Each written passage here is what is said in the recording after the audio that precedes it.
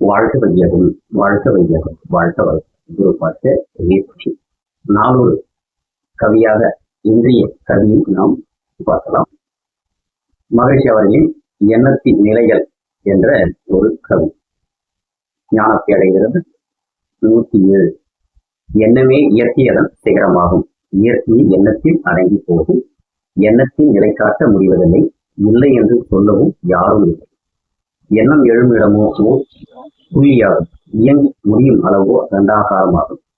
எண்ணமே செயற்கை கருவிகளான அனைத்தினோடும் இயற்கை கருவிகள் எல்லாம் இயற்கை சக்தியாகும். அடுத்த வளமுடன் இப்போ அவரவர் வாழ்க்கையை திருப்பி அவரவர் எண்ணங்களே என்று மகிழ்ச்சி அவர்கள் குறிப்பிடுவார்கள். எண்ணத்திற்கு அப்பா ஒன்றுமில்லை என்றும் ஆசான் அவர்கள் சொல்வார்கள். இதில் பாருங்க, எண்ணம் எழும் இடம் ஒரு சிறு துள்ளியாகும். அது இயங்கி முடியும் அளவோ அகண்டாகாரம் அப்படின்னு சொல்லும்போது எண்ணத்தின் மேன்மையும் அதனுடைய அருமையும் நாம உணர்ந்து நம்மை நாம் சீரமைத்துக் கொள்ள வேண்டிய ஒரு முக்கியமான ஒரு விஷயம். ஒரு சிகரம் அப்படின்ட்டு மகிழ்ச்சி. இப்போ இந்த உலகத்துல உயரமான மலை அப்படின்னா நம்ம இமயமலை சொல்லுவோம். அப்போ இயற்கைக்கு ஏதாவது சிகரம் என்று இருக்குமானால் அது எண்ணமே அப்படின்னு சொல்லிட்டு மகிழ்ச்சி. இயற்கையை எண்ணத்தில் அடங்கி போகும். இந்த இயற்கையே எண்ணத்தில் அடங்கி போகும். அப்போ அந்த இயற்கையின் செயல்பாடுகள் அனைத்தும் எதால் செயலாற்றிக் கொண்டிருக்கிறது சொன்னால் எண்ணம் தான். ஒவ்வொரு மனிதனின் நல்ல எண்ணங்கள் நல்ல விளைவையும், தீய எண்ணங்கள் அதுவும் தீய விளைவுகளையும் இந்த இயற்கை மனிதனுக்கு அளித்துக் கொண்டிருக்கிறது என்பதை நாம் உணர்ந்து கொள்ள வேண்டும். அந்த எண்ணத்தை நம்மால இப்படிதான் சொல்லிட்டு எடுத்து காட்டுறதுக்கு நம்மளால முடியாது. ஆனா அது இல்லைன்னு நம்மளால சொல்ல முடியுமா? முடியாது.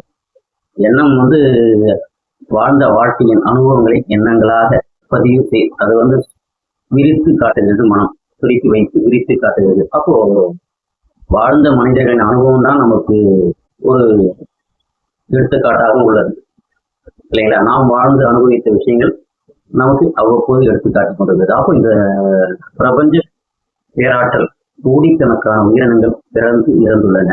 எத்தனை பேரின் எண்ணங்களும் செயல்களும் இந்த பிரபஞ்சத்தில் இருந்து கொண்டு எதிர்கால சந்ததியில் வழிநடத்தி கொண்டிருக்கிறது என்று சொன்னால் அது இல்லையா? இப்ப எண்ணமே செயற்கை கருவிகளான அனைத்தினோடும் இயற்கை கருவிகளை எல்லாம் இயக்கும் சக்தி என்று சொல்கிறார். அப்போ இயற்கை கருவின்னு சொல்லணும்னா எதை சொல்லலாம்? பஞ்சபூதங்கள் இயற்கை என்று சொல்லலாம் இல்லைங்களா? அது கருவின்னு எப்படி வரும்னா நம்ம தேவையான அளவுக்கு நாம் பயன்படுத்திக் கொள்ளத்தக்க அளவில் மனித இன்னும் அறிவில் முன்னேற்றம் இருக்கு. அனைத்தையும் நாம் எப்படியெல்லாம் அதை பயன்படுத்தலாம் சொல்லிட்டு நாம பண்படுத்தி நம்ம வாழ்க்கைக்கு தேவையான அளவுக்கு அதை நாம வடிவமைச்சு வந்துடும் இல்லைங்களா? இப்போ நிலத்தை எடுத்துங்க, இதை போட்டா இது விளையும் சொல்லிட்டு அந்த நிலத்தை பண்படுத்தி நமக்கு தேவையானதை விளைவித்து நமது உணவு தேவையை நாம் நிறைவு செய்கின்றோம். இப்போ நீர் எடுத்துக்கங்க, இப்போ நீர் மழை பெய்ஞ்சு கடலை போய் கலக்குது. ஆங்காங்கே நாம என்ன பண்றோம்? அணைகள் கட்டி அந்த நீரை தேக்கி வைத்து விவசாயத்துக்கு பயன்படுத்துறோம். நமக்கு தேவையான நீர் குடிப்பதற்கும் அதையும் நமது வீடு வரை நமது குழாயில் கொட்டும் அளவுக்கு அதை நாம் மாற்றி அமைத்துக் கொண்டிருக்கிறோம் இல்லைங்களா? அப்ப நெருப்பு எடுத்துக்கணும். நெருப்பு குறைவா இருந்தால் நம்ம அதை பயன்படுத்தலாம். அதிகமா இருந்தால் அது நம்மளை ஒன்றுமில்லாமல் செய்துடும். அதையும் தேவையான அளவுக்கு பயன்படுத்திக் கொள்ளத்தக்க அளவு நம்ம அந்த நெருப்பு என்கின்ற கருவியை நாம் பயன்படுத்தலாம். காற்று காற்று எடுத்துக்கொண்டோம்னால் காற்று பாருங்க, சாதாரண தென்றல் காற்று, புயல் காற்று இருக்கு. இப்போ வெயில் காலத்துல நமக்கு ஃபேன் இல்லாம நம்மளால இருக்க முடியாது இல்லைங்களா? அப்போ அந்த காற்றையும் தேவையான அளவுக்கு நாம் பயன்படுத்திக் கொள்ளத்தக்கவாறு நாம அதை வடிவமைத்து இந்த மனித இனம் சக மனிதனுக்கு கண்டுபிடித்து கொடுக்கப்படுகிறது. சிறப்பான வாழ்க்கை வாழ்வதற்கு எதிர்கால சந்ததியினருக்கு வடிவமைத்து கொடுத்திருக்காங்க. அப்போ ஒவ்வொன்றையும் அந்த இயற்கை கருவிகள் அனைத்தையும் அதே மாதிரி நம்ம விண் எடுத்துக்கலாம்.